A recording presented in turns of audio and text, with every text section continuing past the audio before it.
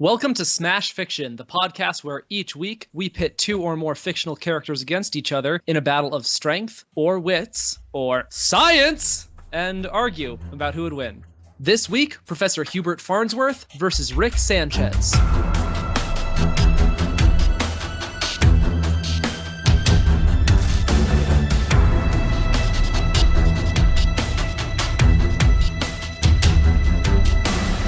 Good news, everyone, proclaimed Professor Farnsworth as he entered the Planet Express meeting room. My life may not have been a complete waste of time, as I have always until now secretly suspected. A seat has recently opened in the Supreme Council of Interdimensional Explorers of New Territory in Scientific Thought, or Scientist. They think they're so clever for coming up with that stupid acronym, and I have been nominated to take that seat. So, do you know what that means? If I'm awarded this seat, I will be able to take partial credit for coming up with that brilliant acronym.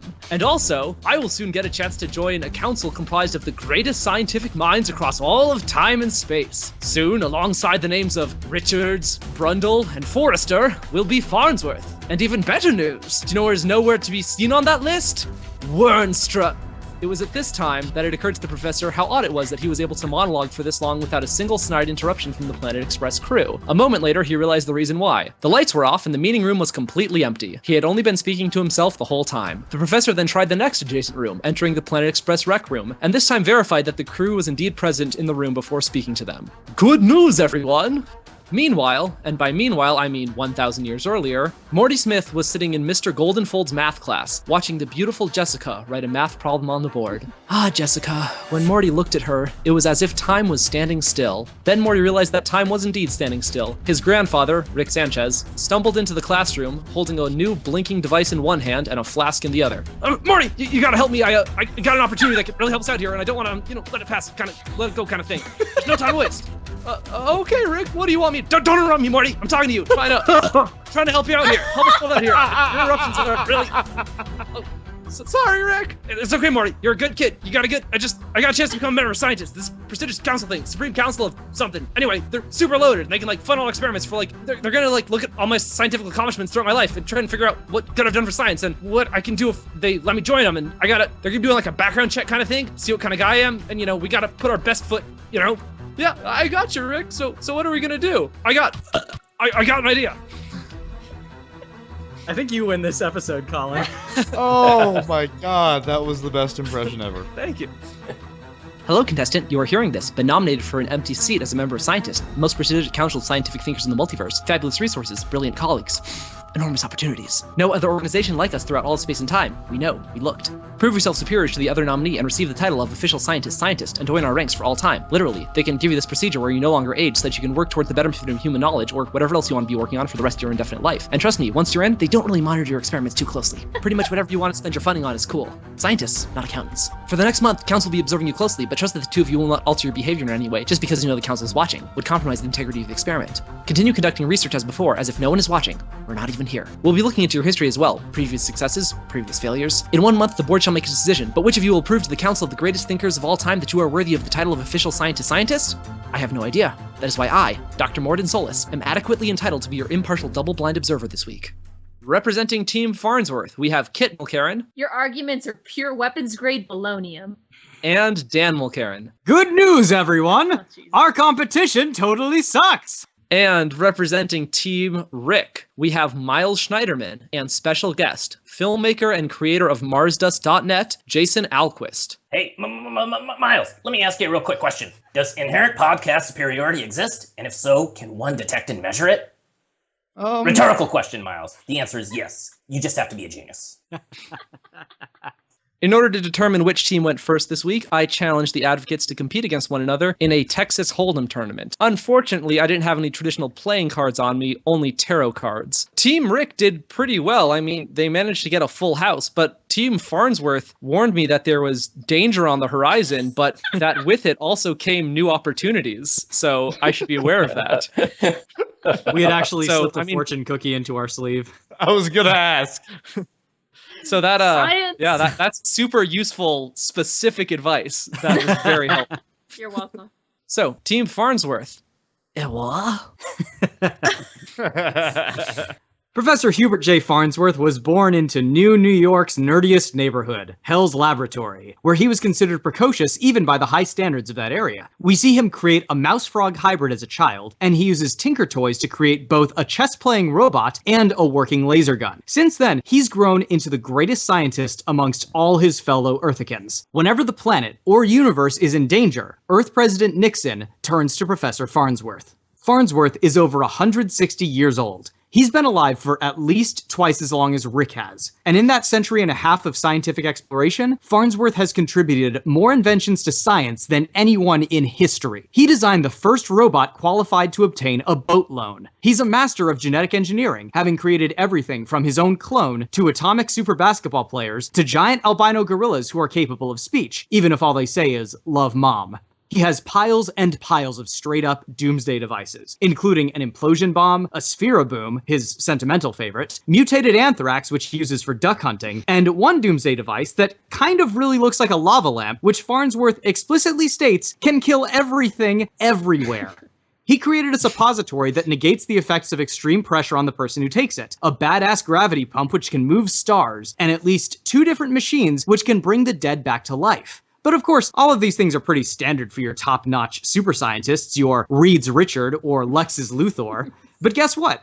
Farnsworth leaves the rest of those idiot children in the dust, because the relationship that Farnsworth's inventions have to the laws of physics and causality straight up make no sense, but somehow work.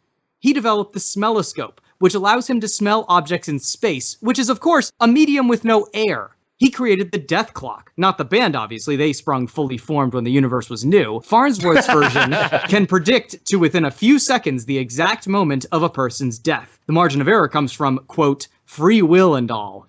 There's the coolometer, which can measure how cool a person is, down to the megafonzie. He designed a starship engine that functions at 200% efficiency and works by moving the entire universe while the ship stands still. Rick may travel to other universes, but Farnsworth created another universe. Actually, he created a ton of other universes, contained within cardboard boxes. He later ends up with a box containing his own universe. Both of these guys are obviously incredibly brilliant, certainly the great geniuses of their respective times. But what does that mean exactly?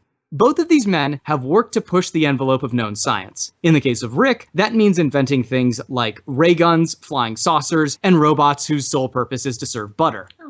All very impressive contributions he's made to his world. The thing is, those gadgets are all a part of everyday life in Farnsworth's 31st century. Think about pitting the greatest scientist of the 11th century up against Stephen Hawking. No matter how incredibly brilliant Dr. Viking may be, he still has to do things like discover gravity and find out that the Earth goes around the sun before he can even approach being on an even playing field with Hawking. Rick has spent his entire career in science working and struggling just to catch up to the place where Farnsworth starts from. And remember that Farnsworth is around 100 years older than Rick, so he has decades upon decades more experience than Rick does in a much more advanced era. And Farnsworth's inventions and discoveries have had a much more profound effect. You know how every ship in Futurama runs on dark matter? That's because of Farnsworth. You know how there are robots all over the place in Futurama? All of them are based on Farnsworth's design. Farnsworth isn't just a scientist. He has defined the course of science itself in his time, 1,000 years after Rick's liver finally, blessedly gives out. Even if he is an inventor ahead of his time, Rick is crippled by his own sociopathy, laziness,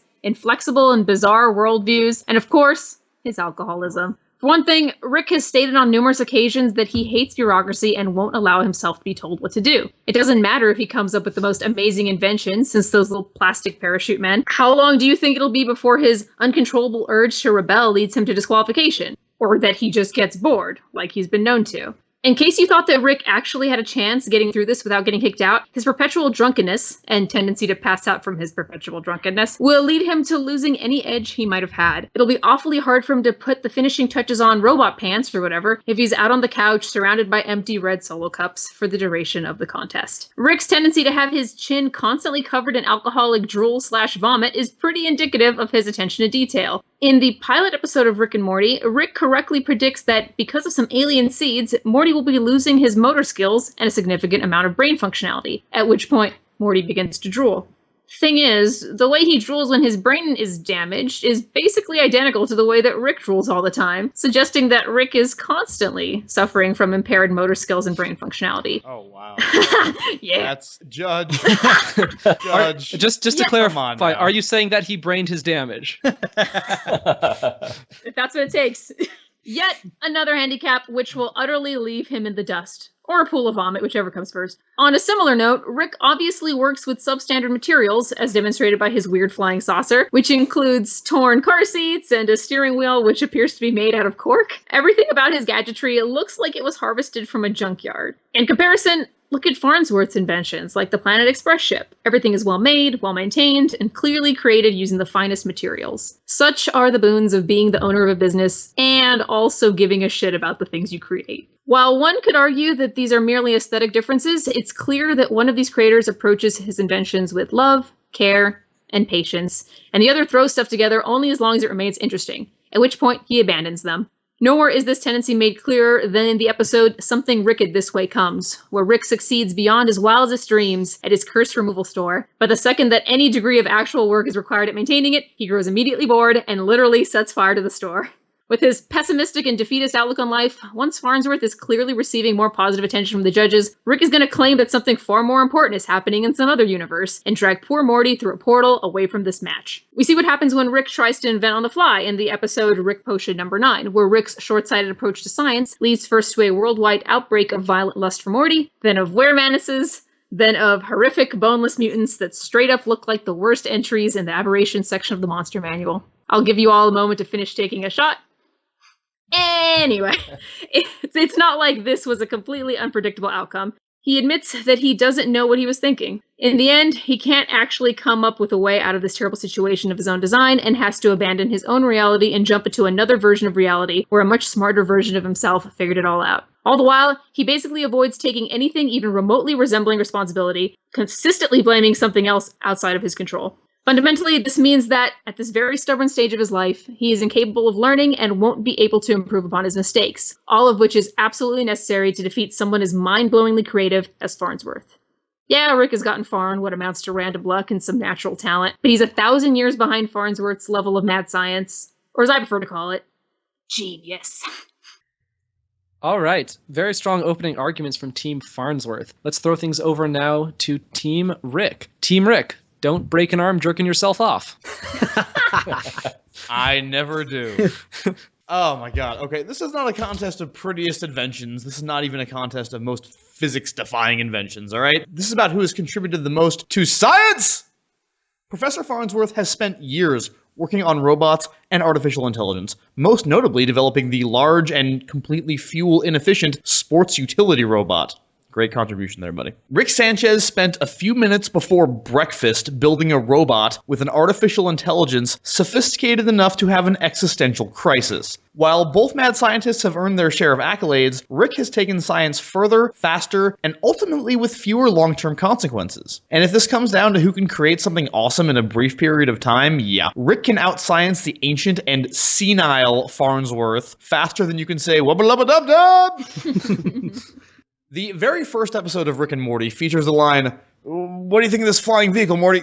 I built it out of stuff I found in the garage." The ship has since proven itself capable of intergalactic spaceflight, extremely advanced weapons technology, and a horrifyingly intricate defense system. It is powered by a miniature universe contained within a battery, is fueled by concentrated dark matter, and incorporates its own AI that can negotiate interspecies peace treaties as well as indulge in extreme sarcasm. The Planet Express ship is comparable, I guess, but I would once again direct the judge to the line, "I built it out of stuff I found in the garage." Rick's inventions are at the very least on par with Farnsworth's. I would argue that they are better in several areas. For example, Rick's ship is clearly the smarter of the two. But as you pointed out, Rick is not working with technology from the year 3000. As a denizen of the modern era, his inventions mean more for the science of his world than Farnsworth's do for his. I'd also like to break in here and point out that Farnsworth relies on his intellectually superior pet rodent Nibbler to shit out his dark matter. So yes, Planet Express does run on shit. Rick, he just mixes his up in the lab. I also want to point out, and you guys have already touched on this, that Farnsworth makes all of his inventions on the shoulders of 1,000 years of scientists before him and the infrastructure that they created. If Rick and Farnsworth were hackers, Farnsworth would just be a script kiddie, not a true coder. And I'd also like to point out that I've observed that Team Farnsworth seems to have a fundamental misunderstanding of the true nature of Rick Sanchez. Because one thing that is very important and that can be shown canonically in the show several times is that Rick understands the true nature of the universe he's in, that he is in a TV show. What other scientific wonders has Rick brought to the world? How about an alien language translator?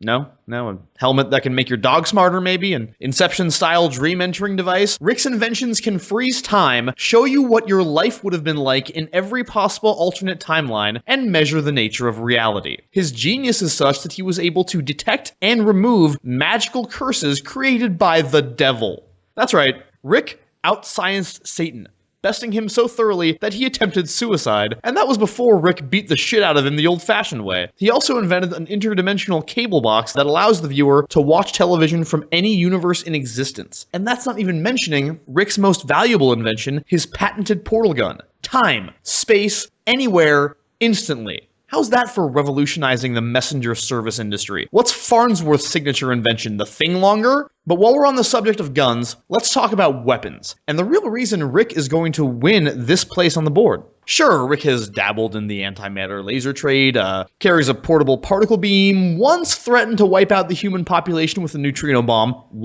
and once actually did accidentally transform the human population into creatures he referred to as Cronenbergs. But as you mentioned, Professor Farnsworth is legitimately obsessed with doomsday weapons. Our opposition have already mentioned his sick collection, the implosion bomb, the spheroboom, the lava lamp that kills everything. He displays a terrifying reluctance to part with any of his doomsday machines, and his reasons for creating them range from a desire to be feared to sheer whim. You mentioned that he created the mutated anthrax for duck hunting. Now, Rick Sanchez might be a bit of a sociopath, but Hubert Farnsworth is one of the greatest threats to the existence of humanity in history, and I don't think any great board of science is going to look at his inventions and conclude that he has been a paragon of scientific advancement. He's more of a deranged megalomaniac for whom thoughts of the apocalypse are the equivalent of Viagra.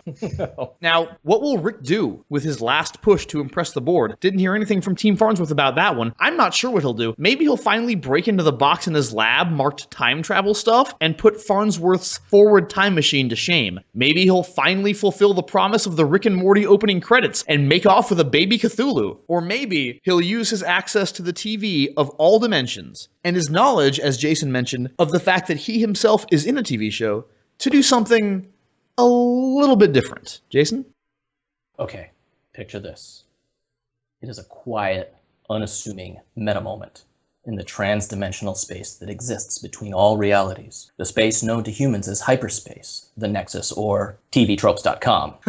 A tiny, shitty little looking flying saucer blurts through the membrane of the dimensional bubble mapped out as Groaning 3. The front of the saucer is plastered with yellow goo. Rick is piloting this time. Morty seems shaken as his grandfather drinks and complains. That's the last time I let you drive between dimensions, Morty. If you hadn't taken the wrong turn, we'd be on schedule. It was an honest mistake. They really looked similar. Besides, when are we ever on a schedule? Everyone had yellow skin, Morty. Didn't you notice? And we're in a hurry because this is really important. A podcast hangs in the balance, Morty. A podcast! Cut to Universe Groaning 4, December 31st, 1999. Our two-dimension hoppers lurk in the shadows outside the Applied Cryonics building. Hand me the thing, Morty. You know what I mean this time, right? Morty nods and hands Rick a box with buttons and lights. With a single button push, time freezes. Suck it, Slow Mobius. Let's go, Morty. The two step out of the shadows and around the corner. Frozen in mid-step, Philip J. Fry is climbing up the steps into the office building with a pizza in hand. Rick pulls a syringe out of his pocket. Okay, Morty. Pull his pants down. What? Wait. Why do I have to do it? Because this motherfucker tried to voice you instead of Justin Roiland, and I figured you'd want to do the pants to establish who's the boss here. What does that even...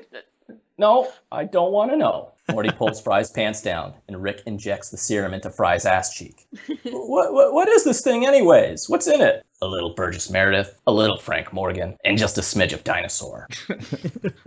In 1,000 years from now, and then back again, he's going to be the sperm donor that makes Farnsworth, and the whole thing will be my genetic design. So is this supposed to be your greatest invention? What? No. But at least whatever that senile moldy potato creates throughout his whole life will ultimately be because of me. Rick wins! Wow. Isn't that sort of cheating the whole spirit of the challenge? What part of there's a podcast at stake didn't you get? Come on, let's go hit blips and chits. Roy 2 is on me. I stole this loser's wallet. Okay, that is an impressive Hail Mary pass there by Team Rick. We will see how it lands in a bit. But right now, I think it's time to throw things back over to Team Farnsworth for some rebuttals. Team Farnsworth, take it away. Where should we start? Oh boy, I have some thoughts, but if you want to start, you can go ahead. Should we start at the end about how he basically time traveled, even though he never displayed time travel abilities? Oh, I have some objections to that. That's not my objection, but if you want to go ahead and take time travel box, time travel stuff. Yeah. It's there. It's in the show. We don't know that he used it or if it was a failed thing that he got bored with. We know he can do it. Time travel, though. It could have been at any point when the two of them were together, and it was traveling to another dimension, another universe within the TV universe that he has special. Which we have seen them do. So here's the thing. Out of the two characters, one of them has created a functional time machine. That one is Professor Farnsworth. Now, allow me to walk you through what he did when he had that time machine. He ended up going through, seeing the death of his own universe, coming out into another universe, going all the way through that one, seeing the death of that one, and then ending up in a third universe where he ended up replacing the Farnsworth from that one. So you guys can do your genetic meddling with Fry all you want. It's actually not going to affect this Farnsworth because he's not descended from the Fry of the universe which he inhabits. Well, the thing about that is that you're thinking about the time stream in terms of, like, you know, the Futurama universe, whereas we are transcending the Futurama universe. This is meddling on a meta television level. Rick can address the audience occasionally, like maybe once or twice a season. Rick has shown up in The Simpsons. It's a far cry from that to saying that he can understand the complex timeline of Futurama and its multiple universes and deaths. I don't think the timeline of Futurama is too complex for a genius on the level of Rick. He has shown up in The Simpsons' living room and crushed them to death with his spaceship, and he also regularly addresses the audience, including in promos and actual episodes themselves. So I don't think it's a stretch at all to say that Rick is aware of the nature of his existence, and given his genius, I don't think it's a stretch at all to say he is aware of how television works and how to manipulate television around him. Dude, the fact that he killed the Simpsons, all that speaks to me is that he doesn't know what the hell he's doing. And that he constantly makes mistakes, that he's constantly having to run around and fix. Actually, Morty did. Yeah, and Morty who's the was one who driving. insists on bringing Morty along with him? Yeah, Rick. That's going to help you. Okay, I think we're good on this point. I think I think Jason might have something to add on this, though. Oh, just simply that Simpsons visit is canonical. All right, great. Anyway, Doesn't matter. So you were saying your inventions, are going to be so much more useful than Farnsworth's? Well, Rick's inventions have caused more havoc than help. Like the dog helmet that made the doggy smart, which was the best fucking episode ever. And I knew you'd like that one, kid. Where are my testicles, Summer? And then the multiple lives viewing device, his inventions, in theory, I guess they might do good, but they just wind up ruining everything.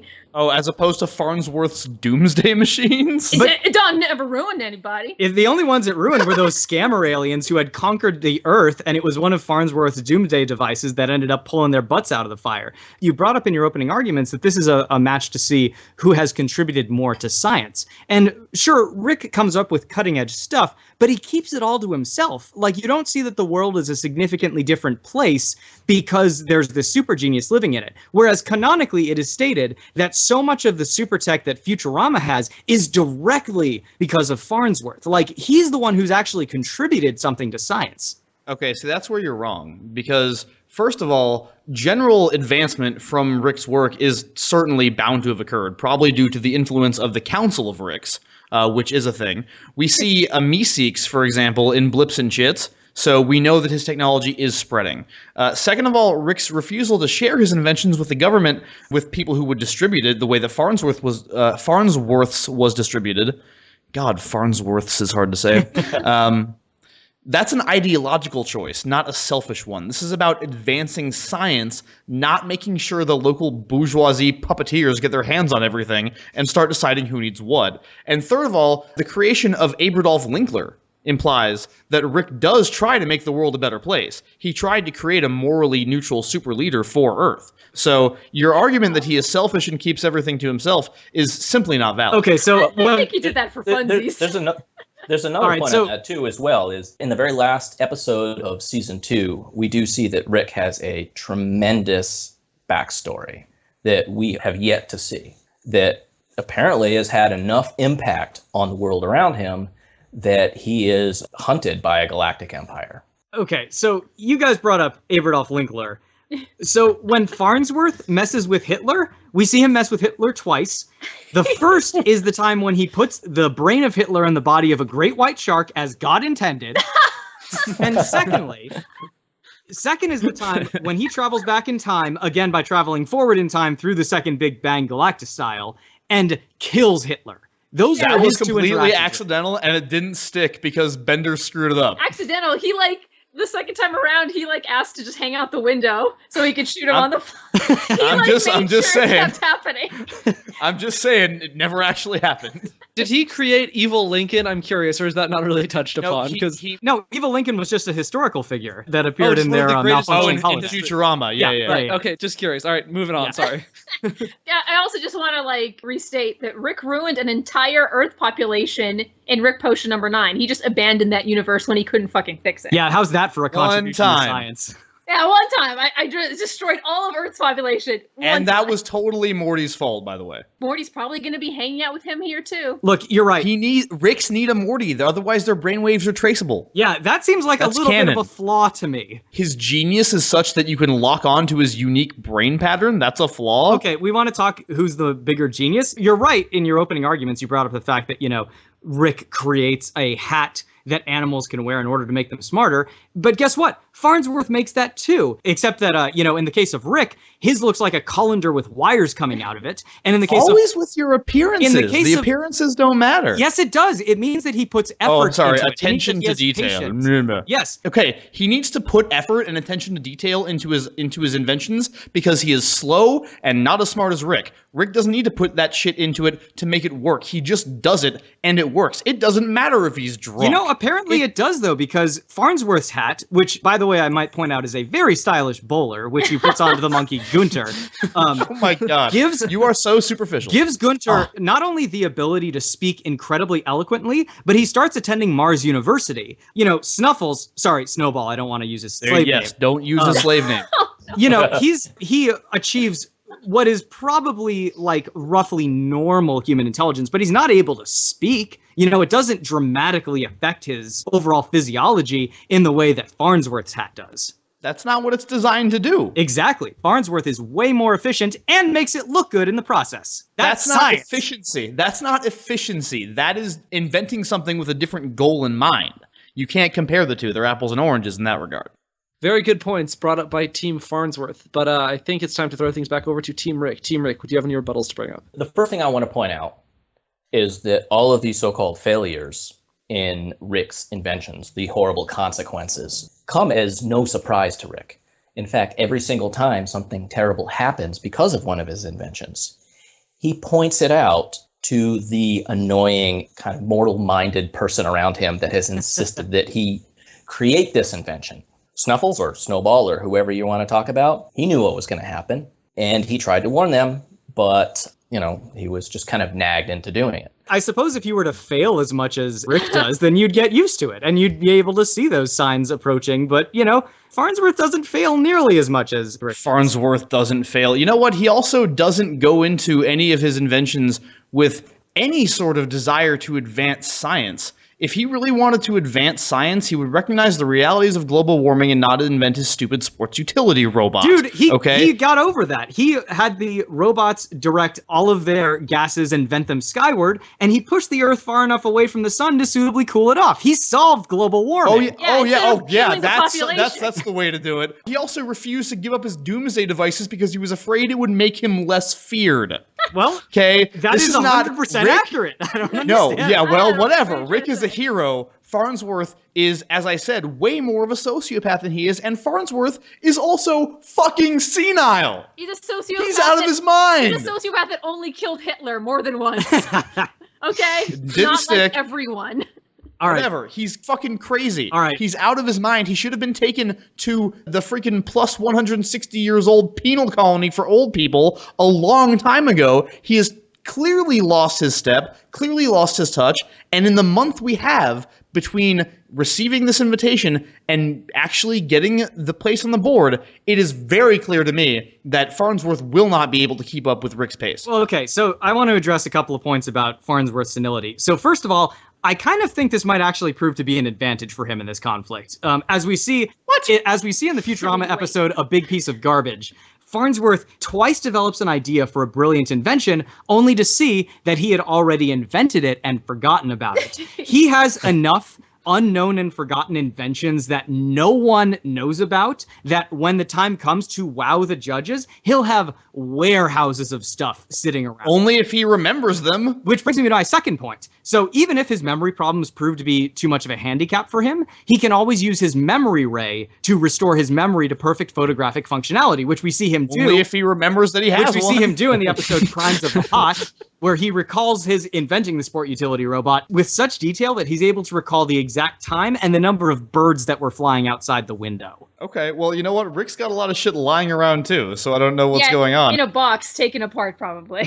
He can put it together in like 2 seconds. We see this. Well, there's an entire sub-basement of stuff, too. He put a hatch in our basement. Never mind the alien shackled to the wall. Right, all right. That's right. I almost forgot about that. I don't know if you guys remember the bit where Rick was trying to cure space AIDS, but he was working on curing space AIDS. That's advancement of science. Yeah, you know how they never mention space AIDS in Futurama? I think we can put together who ended up curing space AIDS in Futurama's timeline. Who's that? Well, Farnsworth, obviously. When? Where? I mean, why? He's at 160 years. I'm sure he got around to it at some point. Oh, that's a specious argument. Yeah, so We is have your time proof. machine box that we never see in use. But it's there. It's labeled time travel stuff. We are using canon material. You're being like, oh, well, he probably did this, even though we never hear anybody talk about Miles, it. I have a box like that in my house. You know what it has in it? It has an action figure of Doctor Who and Back to the Future on DVD. Dan, you're not a genius. I hate to be the one to break it to you. You're not a genius super scientist, buddy. I'm sorry. I love you, but you're not. Oh, I'm so going to punch you as a baby for that, Miles. All right, I have just been passed a note from Professor Tesla warning me about oncoming weather anomaly. Oh, I've just been passed a second note from Professor Edison telling me to ignore Professor Tesla's notes. Oh, nope, Tesla was right. It's the lightning round. What? Oh! I smelled it coming. I guess. Did So- it hit Edison? The month of preparations is now up. An official scientist space-time shuttle lands in front of Planet Express and picks up Professor Farnsworth, and then hops back in time to the 21st century and picks up Rick Sanchez. The pilot, who tells them that where they're going they don't need roads, hits the gas, and then the ship takes off, tearing a hole in space-time and vanishing into the sky. And then things start to go wrong very quickly. Because the next thing that Rick and Farnsworth know, they are regaining consciousness, half a world apart from one another. Each one finds themselves in half of the wrecked space-time shuttle. Examining their scanners, they see that they have crash-landed on the remote planet Hakotate. They can tell by looking at their supplies that they have about 30 days worth of life support left. And in that time, they need to repair their half of the shuttle back into a new functioning space shuttle. They head off into the apparently non-breathable atmosphere, suited up in a spacesuit, and start scouring the planet for the space shuttle parts that they can find, when they start to come across very strange little curious plants that are growing out of the ground. I'm sure Colin, they do. I just want you to know that if you weren't the judge in this contest, I would hate you so much. Pulling them out, they see that they are holding strange little radish-like creatures that seem to imprint immediately upon seeing the person that pulled them out, and follow their new masters and are willing to do whatever they say and even die for them. Farnsworth and Rick, who are both used to commanding people smaller than themselves to put themselves in jeopardy in order to achieve their goals, quickly take to their new roles as commanders of these strange creatures, which are of course known as Pikmin.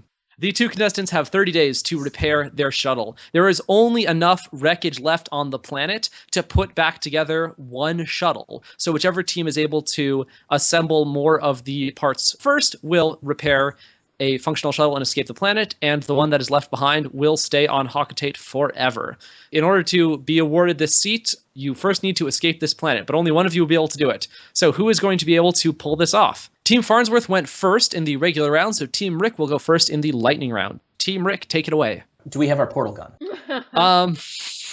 I think we do. He carries it on him at all times. I will point out that will allow him to leave the planet instantly. Here's what I'll say. The portal gun is broken during the crash. If you can find pieces of stuff in the ship, you might be able to piece together other little devices and things like that, but you gotta do the scenario. You gotta have the Pikmin stuff. Come on. I don't think we were trying to skirt the scenario entirely. No, I was thinking of using the portal gun on the surface of the planet. Right. So you can open up a portal from one part of the planet to the next. Well, maybe we can fix the portal gun and do that. Sure. So I don't think this is frankly terribly fair to the old man. Personally, it's a timed contest. We've established that Rick thinks faster, moves faster, generally does things faster. Even if Farnsworth was the superior scientist, which he isn't, Rick is most certainly the speedier one. In terms of using all the Pikmin to their greatest advantage, I think Rick also has an edge on Farnsworth. Despite the specious comments made by the opposition in opening arguments, Rick is far more creative than Farnsworth, having invented both the hit song Get Swifty and, of course, the Rick dance. So in terms of creativity, we're ahead by leaps and bounds. The other thing I think is really important in this matchup, protecting the Pikmin, because these are our tools, right? These are the things that we are using to collect the 30 parts and get off the planet. The thing about Rick is that no matter how sociopathic his tendencies, if he sees you as a tool, if he sees that you are useful to him in some way, especially a situation like this, a desperate situation where not only the success of his getting on this board of super science, but his very life and livelihood is at stake, he will treat his tools very well indeed. He will flatter his tools. He will make sure his tools know how important they are to him. He will do whatever it takes to keep them happy and to keep them working for him, because that is what he does. This is a dude, again, whose spaceship is powered by a microverse battery, which has a civilization in its own universe inside it providing electricity, which is so sophisticated that they were able to create a microverse battery with a universe inside it, with people sophisticated enough to build the same fucking thing. When it comes to ordering around little tiny people who Rick sees as his tools, yeah, he's got experience with that, and there's no one better. Jason? Well, I mean, let's just face it. When you describe what a Pikmin is, you're really just describing a bunch of little Mortys. And we know... That's right. We know he has a lot of experience with infinite Mortys. As a matter of fact, he's able to come up with an entire infrastructure on how to deal with them on a transdimensional level. So this little planet, this is project management 101. Yeah, and if he does manage to repair the portal gun, it's going to be so much easier. All right, Team Rick is off to a blistering start in this lightning round, getting all sorts of parts, you know, eating all sorts of grub dogs, I think they're called. I haven't played Pikmin in a while. But it looks like Team Farnsworth, even though he has just put on his pajamas, he is willing to take a step outside and do something. So let's see how Team Farnsworth does. For a second. Team Farnsworth, take it away. I think Farnsworth is more experienced in like team management. Okay. He actually has like a whole crew that he dictates, whereas Rick's more like one Morty. One Morty, and everyone else is really annoying, and he doesn't like to deal with it. Yeah, you talk about him, about Pikmin being a bunch of Mortys. I think if Rick was surrounded by 3 or more Mortys, he would look for ways to try to kill them.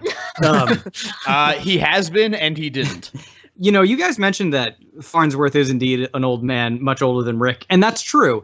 And what we've seen from that is that Farnsworth tends to have the schedule of an old person, meaning he tends to get up at or around sunrise, tends to get his dinner at the leisurely hour of 2:30, and then go to bed well before sunset. Now, this habit suits you very well if you are sticking to the specific schedule of the Pikmin world, where you have to watch out for the monsters that come out after dark. Now, Rick, on the other hand, I'm seeing him passing out regularly during the day, waking up just as the sun is going down, and having to run around avoiding monsters and trying desperately to put something together before he gets eaten. He's going to lose his Pikmin like every night. He's not going to save night. any of them. Then he's going to have to recollect the Pikmin every day. I don't think there's any booze on the Pikmin world. I don't think there's any alcohol. He has a flask. We see he has a flask. He is an experienced alcoholic, sir. It is obvious. Yeah.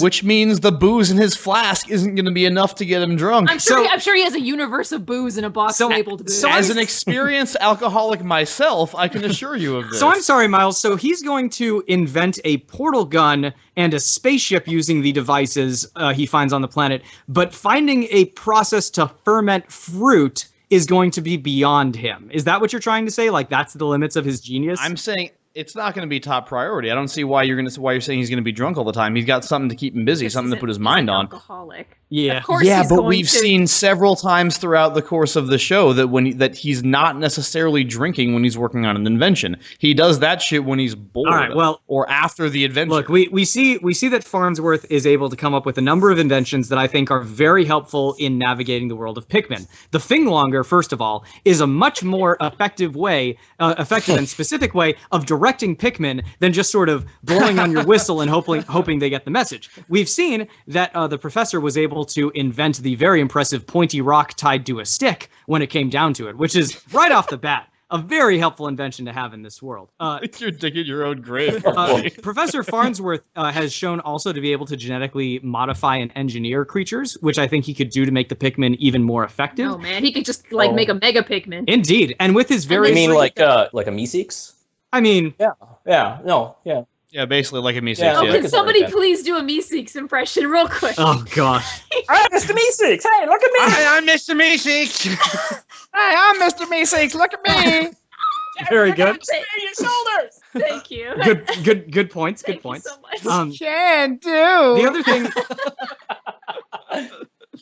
The other thing is that, Professor Farnsworth is very good at making detectors, everything from the coolometer to the smelloscope, all good ways of finding starship parts. The final thing that I'll say is that they're obviously in a video game, and between the two of them, Farnsworth has much more direct experience dealing with video games, as he saw in Fry's vision when he looked into the What If machine and saw an invasion from the world of Nintendo 64. He's going to have a much better mindset when it comes to navigating the video game logic of this world that Rick simply won't possess. Okay. Dude, do you have any idea how much time Rick has spent in blips and chits? I know.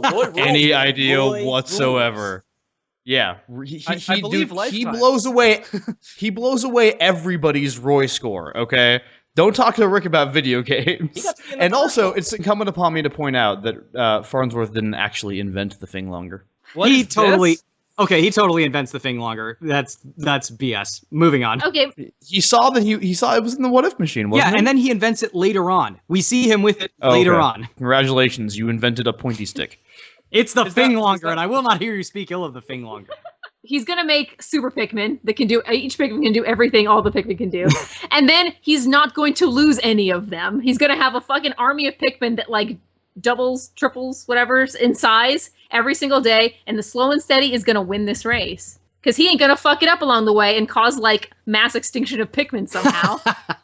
Hey, you know what? Mass extinction of Pikmin is fine as long as Rick gets off the damn planet, which he will. Not if they die every damn night. They're not going to. He treats his tools well. Okay. All right, enough about how you're treating your Ask tools. Morty. This has been a very difficult battle between senility and alcoholism. I'm not quite sure which one is going to come out on top. I think I might need to step into the Angry Dome, where I have a device that will let me freeze time and think about this for a couple months. So once I unfreeze time, I shall return. Fairly well. Well, Miles, I couldn't watch Rick and Morty leading up to this because I was too busy with Smash Fiction.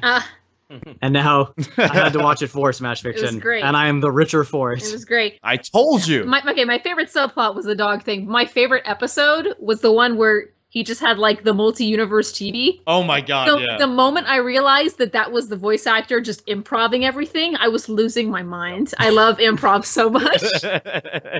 I was crying from laughter.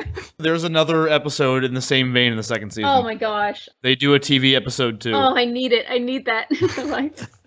It's so good. I'm really glad I finally got you guys to watch it by throwing it into Smash. Yeah, that was. I've been telling you about it forever. And I've been wanting to watch it. I genuinely have. I know. I just never had the time to until now because I have to do research on a bunch of stuff every week. I gotta say, I'm a little bit disappointed that the lightning round didn't have Dr. Doom in it. I'm not. Dude! No! It's been so long since that fucking name. Jason, why do I get the suspicion that you only wanted on this show so that you'd have an excuse to yell out Doom on the air? You found me out. Rewatching a bunch of Futurama was also just excellent. Futurama's good shit. I never got into it in the same way I got into The Simpsons. Oh yeah, but no. I think that's because Simpsons of how old I is was. still my number one out of that stuff. Between The Simpsons and Futurama, that's a giant body of work. Yeah, no kidding. Groaning is ridiculous in terms of his output. My only issue with him is he kind of Rick Sanchez's his projects sometimes. Like, he doesn't burn them to the ground, but, you know, he just kind of, like, abandons them and leaves them with somebody else. Like, I don't know if you've read Life in Hell over the course of the last, 10 years. No, I haven't. I don't think But I've read a it's single shit. Life in Hell comic. Oh, well, it used to be fucking brilliant, and now it's just terrible. Oh, yeah. And the same thing could be said for The Simpsons. I haven't seen a new episode of The Simpsons in probably at least 10 years. You're not helping my efforts to maintain conversation, Dan. I'm trying to do banter, and you're just not. like- You're just Oh not. yeah, helping man, me. that's Simpsons. It's really something. Oh yeah, that's Simpsons. You know. Yeah. Oh yeah, Rick, that's Simpsons. Those yellow people, huh? They ended up all over a spaceship. Yep. Oh my gosh, is Rick ever gonna be in League? That'd be so. I'm gonna have to work on my crazy. impression if that's true. Or Colin or No, Miles I'm can sa- clearly play Rick. Yeah, I'm thinking. Colin definitely Yep. more than me. He's already playing a super scientist though. You know, one thing That's true. I pointed out before we started recording is that if you're a big fan of Rick and Morty, then you should probably check out the Harmontown podcast. It's Dan Harmon's basically kind of his stand-up improv type of podcast, and every episode ends with him and the people that he's with doing like a Dungeons and Dragons or Shadowrun adventure, like right on the stage at Nerd Melt in Los Angeles. Sounds so amazing. A lot of the That sounds so amazing. it is really cool. A lot of the jokes that ended up in Rick and Morty actually were workshopped in that podcast. So it's really, if you want to know what kind of like goes into the sausage, so to speak, of Rick and Morty, then you should definitely listen to. I'm all about that, even though they're clearly retroactively chomping our flavor of being a combination comedy and role-playing podcast. Yeah, they took that shit from us. That's right. Fucking time travel. Yeah. Fucking time travel. You know, Dan Harmon went back in time because, like, in the future, right? Right. Smash Fiction is like the #1 podcast ever. I mean, it's not You just know. the number one podcast. Like, we have our own TV series and like our own Yeah, movie yeah. line, and Yeah, it's like on a Game of Thrones level of cultural influence, if not greater. well, no, it's on the Smash Fiction level of cultural influence, which is like this new Right. designation that people had to come up with in order to describe the all-encompassing nature of our media empire. That's a good point. That's a good Yeah. point. But you know, Harmon with his devious time travel ways. Yeah. I have no doubt that motherfucker went back and tried to screw with the timeline to make sure that Harmon Talk eventually usurped our throne. It's not going to work, Dan. I love your work, but Dan Harmon, I mean, not Dan Mulcairn. Yeah. But the world will know the glory of the Mulcairn and also me and and Liz and our guest hosts. And Dan Harmon will ultimately fade into, I don't want to say cultural obscurity, but certainly, you know. He's a real Warnstrom, Not- if you ask me. Real Warnstrom. Yeah. Warnstrom. Hey, Colin. Hi. Hey, Colin. Sorry. Just when I hear that name, it just. So yeah, I am back. This is a tough one. We say this every time, but it's really true. You guys always do such a great job arguing for this. This is, I think, one of those scenarios where the characters end up being really similar in a lot of ways. In terms of arguing, like, who can outscience the other one? Like, okay, what's better, a robot that brings you your butter or teaching the toaster to feel love? You know? That's just- The little butter robot was so cute, especially when he was pissed. yes, he was. Oh my God. Yeah, buddy, join the club. But it's really tough. At a certain point in time, a lot of these things do sort of end up evening out. They're both incredibly brilliant and can whip out basically whatever they want whenever they want in terms of science. Their science skills are both totally like maxed out. I think then what we have to start looking at is other stuff. Like, if not in that, then where do they get the edge over each other? So as we mentioned previously, each one of them has a sort of weakness. For Farnsworth, I think it's his just senility. He, as you mentioned, doesn't always seem to kind of know what's going on around him. Rick seems to be sort of more aware of things, even on a meta level, you know. Whereas Farnsworth, you know, is always staying sober and keeping his head about him more chemically. Rick is sort of less caring and less detail-oriented in his work and more concerned with getting things right, even if they don't look pretty. And he's drunk and he's fallen asleep and passing out all the time and all that kind of thing. So the question is, which one of these is a bigger weakness and a bigger hindrance? And I gotta say, despite the fact that Rick is such a drunkard and such an asshole and so sloppy in all of his work, I think that that's less of a hindrance than Farnsworth's senility and his tendency to not know what the hell is going on. It's incredibly close, but I think the one whose hangups are getting in the way less is going to be Rick. Oh, yes! Well, it was well fought, you guys. You managed to fool Colin into making the wrong decision yet again. Colin, I swear to God, I'm sitting here going like, just say it. Yeah. Just say it before you change your mind. Sorry, yeah. Just say it. Congrats. yeah. No, it creates tension. I love it. Well, Congratulations, Jason, and fuck you, Miles. That's right. Hey, fuck you, buddy. Oh, fuck you. No. Fuck you. No, I insist. Fuck you. well fought on both sides. Very nice job, Jason. I really like that scenario that you presented. That was very fun. That earned you some points. So can you tell he's a filmmaker? I was whisked away. Speaking of Jason, would you like to plug anything while you're here? Oh yeah, you should tell us about Mars. Tell us all about Mars. About Mars. Mars. Yeah, you've been there, right? Isn't that where they're having the Hugos this year? Worldcon? Isn't it on Mars this time? Oh, may as well be. So I got two things going on. The first thing I've been doing since the year 2000, and that is Mars Dust. It started out as marsdust.com, and now it is marsdust.net, which is short for the Mars Dust Network. Right now it's a website that specializes in science fiction. I got a little bit of rock and roll in there as well. I am in the process of developing it into a streaming television network for indie sci-fi. And I've been working with the Roku development department for a couple of years on that. I have a prototype ready to go. But this weird thing happened when I went to the World Science Fiction Convention last summer to try and promote it. And that thing was basically the Hugos controversy.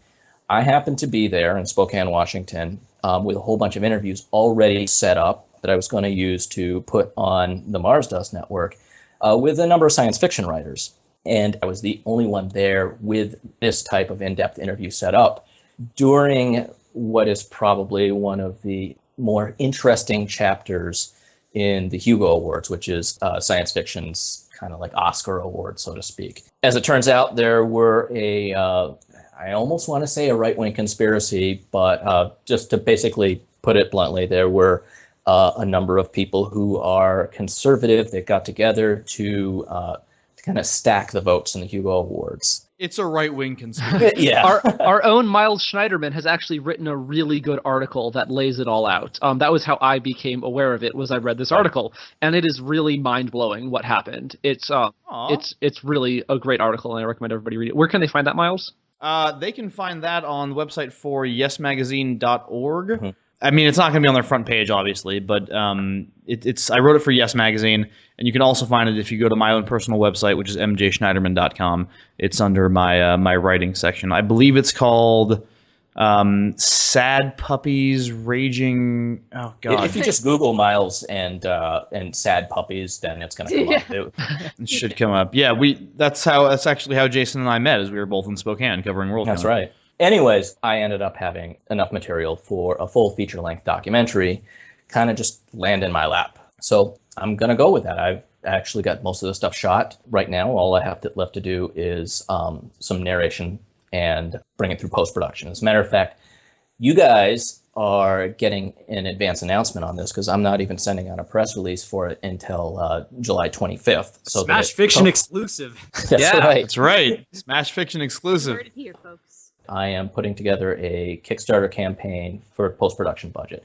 If we reach past our stretch goals, then we're going to use that money to get a name actor to do the narration. But yeah, that's going to be. Well, I'll have July to see how my 25th. schedule is looking, but you know. After tonight's performance, I think Yeah, you'd be no on the kidding, short dude. list, Colin. This movie really deserves to be made. Jason landed some interviews with people, at least one person who doesn't give interviews that often, and it's a fascinating story as well. It's really interesting what's been happening in the world of science fiction and speculative fiction in general. The thrust of the documentary is going to be less about the specifics of what happened with the Hugos and more about what it means, because what happened here is actually a pretty good microcosm for what's going on in kind of the larger cultural wars going on in America today. And because it has to do with science fiction, which is, I think, an expression of how kind of we all see our chances, you know, in the future, I think it's a very important corner of the cultural wars. If you want to learn more information about it, then just simply go to abouttomorrowfilm.com. And then my website is also marsdust.net. You can follow me on Twitter. Just go to _abouttomorrowfilm_, you know, with the @ sign at the front. Well, thank you so Yeah, much for that, Jason. Jason, and thank you for coming on Yeah, it was the show. a pleasure having you on, and really best of luck to you and your Kickstarter. And I hope that anyone who's listening to this who is interested in the story that's behind it will go check it out, and hopefully you can get the support that you need to get it off the ground, because it sounds like it's a story that needs to get told. Thank you very much. I appreciate the support. I just want to say thank you to Sam Ruiz, or @Samaconda on Twitter. Thank you so much for your tweet. He said so far he's listened to the first 8 episodes and he's really enjoying it. Sorry for the shitty audio quality. Thank you for hanging in there. We get better. We do get better. Thank you all for listening to this episode of Smash Fiction. Next week, Daenerys Targaryen versus Mordor.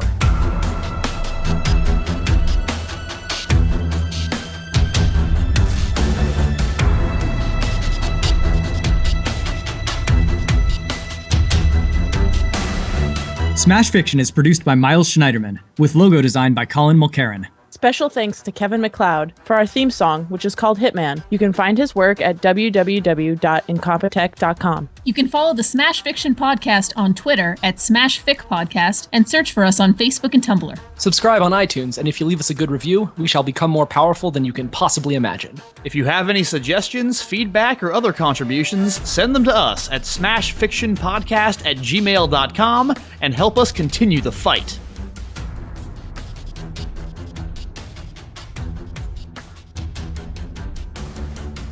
The thing about Rick is that... What does that sound? Okay. Somebody stop Is moving. Finn about? No, don't blame my lizard. I'll blame your lizard. Hey, phrasing. My lizard is a toy Ankylosaurus, which is sitting on my desk. He has not moved in a very long time. Oh God! You said Oh God. You said Ankylosaurus. I missed the ang there at the beginning, and I was like, what is it? A Kylo Ren dinosaur? What is The what is going on here? Kylosaurus. The Kylosaurus. That's right. Oh, that's terrible. Oh, does he Anyway. flail his tail around in like impotent rage? His There's a tail reason has they became extinct. His tail has 2 smaller tails that come out of the base. Oh God.